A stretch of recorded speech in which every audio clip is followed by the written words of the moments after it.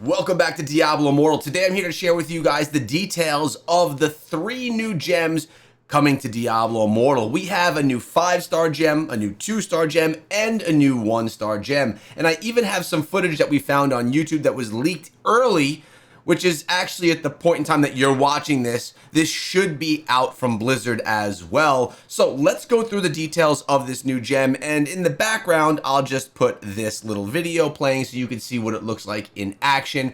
Again, this is the Haunt Coil 5-star gem. And it says, when you deal damage, you have a chance to haunt the enemy for 6 seconds. Haunting an enemy while in offensive stance will cause them to take increased damage from you, and haunting them while in defensive stance causes them to deal reduced damage to you. Additionally, haunted enemies will unleash blasts every 2 seconds, dealing damage to surrounding enemies. Enemies hit by multiple blasts within 2 seconds take 50% reduced damage from subsequent hits.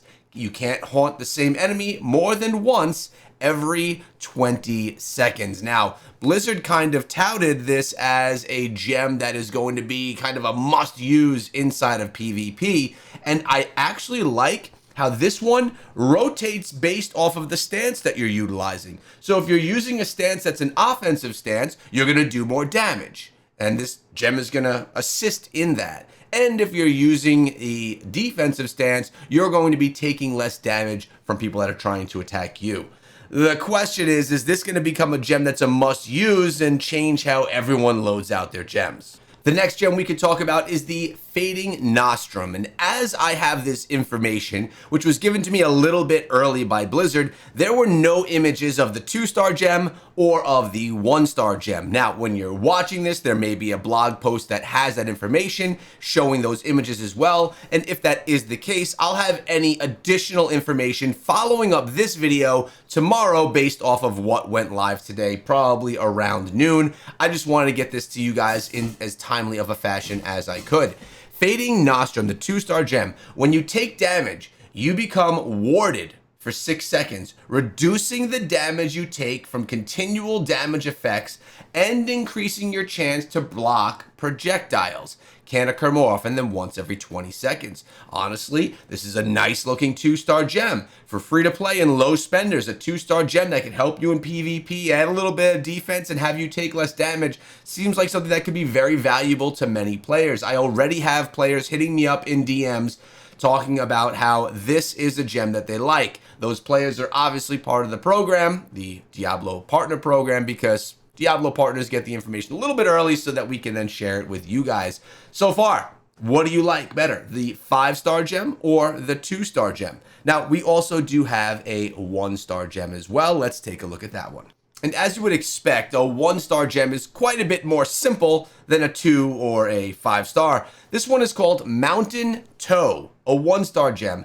Critical resistance is increased and critical damage taken is reduced. So your resistance to crit is increased and the amount of crit damage that you take is decreased. So we're looking at 3 heavily focused defensive gems that are coming in this update. And remember, guys, this is just the beginning. At the end of the day, I think that the update that's incoming that we spoke of in yesterday's video, if you missed it, go check out that video. It gives you all the details of what we can expect from the update. I think that this is a great start. Obviously, we come to expect brand new gems coming to the game. A 5-star, a 2-star, a 1-star. It's a normal expectation that we have when updates are incoming. So these ones do seem cool, though. I like that they're sitting on the defensive element of things to enhance survivability inside of the game, specifically inside of PvP. And I also like that it's not only the 5-star that looks desirable. I really think that that 2-star has some desirable elements to it as well. 1-star I'm not as in love with as I am the 2 and the 5, but we'll see how it all goes. Now, I figured we'd hop into the game for a moment. A few things I wanted to touch on. First of all, in my previous video, or actually from 2 days ago, I mentioned that my character, the face and basically all the customizations I did to my character were reset. It seems that it took me rebooting the entire system, basically logging out, swiping out, and then logging back in, and then everything was back and set the way that it should have been. So just wanted to follow up on that. Also, you may notice the armor that I'm wearing right now. I'll throw the helmet on so it maybe looks a little bit more familiar. Don't love the helmet, so I'm going to again remove it. But let's take a look here. Astride the First Forest armor. Well, this is because my boy and I took care of something yesterday. My boy being Radagon, who basically carried me and a few others through Helliquary Inferno 8, which gives this cosmetic as the reward. Now keep in mind, we got Inferno 7 done a little bit ago. This is class bound to my wizard. The funny thing is, I can't find this weapon on my wizard. Astride the First Forest weapon. And then we have, over here, Astride the First Forest armor. It says they're both on my wizard, yet I can't find it. The only one left to get is the portal, which is going to be extremely difficult no matter what your combat rating is. But I wanted to give a big thanks to Ador for helping me unlock this armor. Wouldn't have been able to do it myself, and it's a free armor for all. The one thing that I wish is that when you unlock these big milestones inside of the game, I wish that the cosmetics were cross-class. Already the cosmetics aren't like extravagant. They're decent. They're more like Battle Pass style cosmetics than Phantom Market style cosmetics. But I would love it if I'd be able to, you know, sport this on any class I wanted to. I think it'll be a nice small change for a reward that a lot of players are proud of, and they may class change and not be able to represent. If you guys are all interested in seeing that run, which was basically me spectating half of it because I died and watched Radagon go through it, let me know. I have it all recorded. I could put that as a video for you guys if you have interest. Again, you'll have to let me know in the comment section below if that's something you want. Which brings me to a comment that I want to feature in today's video, coming from Chayana Santos 8420. These updates make Diablo Immortal like a new game. Finally, after 3 years, the developers realized that the heart of the game is in PvP, and not allow shadows to fight a statue or fight another clan where no one shows up. Very long waited update for the game. Whoever thought of these PvP updates should get a raise, and I can say that I don't disagree with that. Although I do think there's a lot more to the game than just PvP.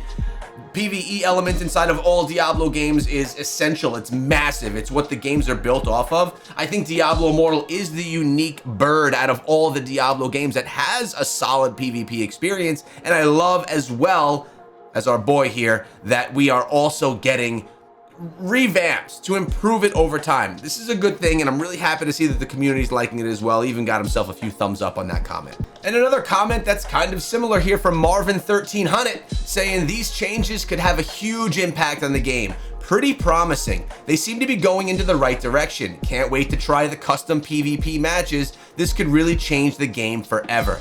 And there were many other comments that were very similar to this. I'm really happy to see that the community is actually excited about an update. It's been a while, and it's nice to see some positivity amongst the community, which I share with. I think it's going to be great, man. I'm pretty stoked for the update. And those cloaks for the shadows as well, I think that's huge for some players that maybe will never be immortals. It's a big win.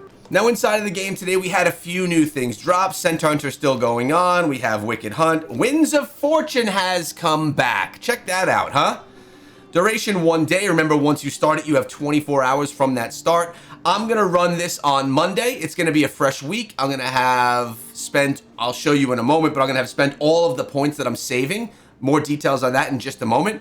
But this I'm going to say for Monday. Monday is usually a fairly big day for me playing. I run Helliquary with the guys at night. So it's a good time to get those double rewards. A good time to just catch yourselves up. Plus on a Monday, the server has just jumped another 10 levels. You'll get more rewards. I recommend doing double rewards on a Monday. That's just me. Phantom Gallery still in the house. We have Warping of the Wilds. A couple of rewards along the way, including some rare crests, another Telluric Pearl, which I'm getting very close to having 40 of, and another legendary crest. Basically, you have simple tasks: kill monsters, log in, share the event, all those things, and you could progress through this. Actually, sharing the event is pretty easy. I think you could just click the button and save that right there, and then I think you get that reward. Yep, you do right there. You save it, and then if you want to, you throw it over on X or something and share it with your friends. And Into the Dark Wood is still going on. You probably claimed all your rewards, but I'll tell you what, you're going to want to do the Elder Rifts. You're going to want to get the gold. You're going to want to do these because they give you that Battle Pass progression.